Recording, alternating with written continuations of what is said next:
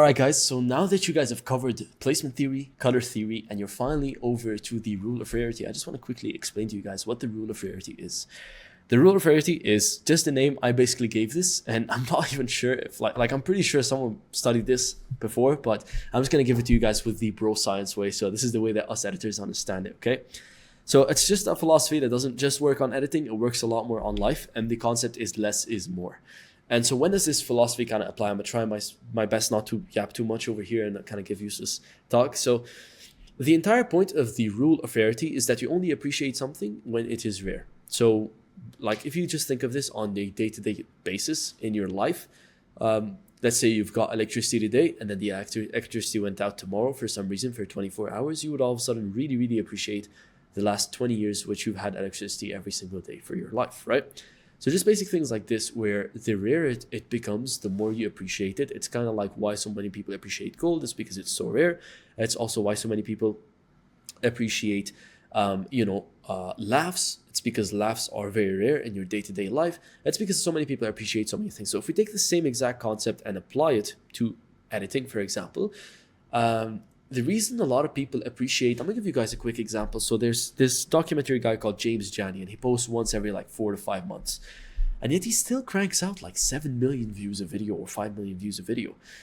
Correct me if I'm wrong. But the reason so many people appreciate his videos so much is because they are so rare. He posts once every 4 months, but the one time he posts, they are so good. So he's so much more focused on the quality, yet he keeps it so rare. And so the same exact concept we basically want to apply to ourselves when it comes to editing. If you had a video that was full of high quality animations, all throughout the video, people would actually not appreciate that as much. And that's the mistake I did when I first started off YouTube. I would make my videos completely 10 out of 10 the whole way, animations every second. However, people don't appreciate that. When you let them get used to a standard of basic video with just B-roll, and every now and then you have a very special animation that comes through, all of a sudden the special animation is super rare. And so that's why we keep animations very rare in videos. We don't want to keep them rare to the point where viewers get bored because there's no animations, but we don't want to overdo them to the point where viewers are like, well, this is just boring, let me click out of it because there's animations every now and then, so it's not special. So to make something special inside of video editing, you have to always have a minimalistic mindset. You have to keep it at the perfect balance to where it is just enough to keep the viewer engaged, but not too much to keep the viewer bored because they are so repetitive. So when does the rule of rarity apply? It basically applies to everything with video editing. Whenever you do something in editing, always keep in mind, I don't want to overdo it. If I overdo it, I'm going to ruin the experience. I'm going to spoil the viewer.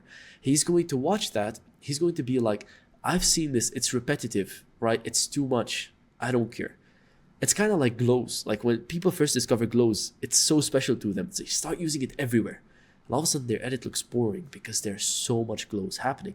But when someone uses glows every now and then in a rare place, the glow is so special and attracts the viewer so much because it is very rare. So whenever you guys are making animations from now on, always remember, if a certain scene looks good, keep it rare. If a certain like asset looks good, keep it rare. Make sure you don't overuse it, but also don't be cheap on yourself and don't like underuse it. So find the right balance, and we're going to slowly be discovering this balance. But I want you guys to keep yourself in that mentality over not just editing, everything when it comes to content creation. I'm not going to give you guys advice on life. I'm probably not the right person to, give you guys the best advice on life, but I can give you guys really solid advice when it comes to editing. So when it comes to video editing, just make sure you always keep the rule of rarity inside of your minds. All right. Always make sure you take things, don't overdo them. Don't go all the way. Don't go on the extreme ends. Stay in the balance point. Keep it at the point where it is rare enough for the viewer to value it, but not overdone enough to the point where the viewer finds it repetitive and boring. And yeah, with that being said, that's just a quick message on the message of rarity. I just want on the rule of rarity. I just want you guys to keep that in mind whenever you're making animations. You're gonna find this super useful for when you move on to After Effects and you now understand, okay, this is why these editors don't look very good, but these editors look super high quality. It's because they keep their animations rare, but the animations are super high quality. Okay. So with this being said, we can finally move on to our next course where we are going to be tying all of this stuff together and creating a few animations for our video. So how do we tie all this stuff together? We place things very nicely in animations. We color them super nicely, and we keep them super rare. And so in the next course, I'm just going to quickly tell you guys about how animations work inside of videos and how exactly is the workflow, how you should creatively think of animations. And then we are going to add in 2 animations to our edit, and we're going to do them together. And we're finally going to move on to the important sections, sound design and music. So I'll see you guys in the next course.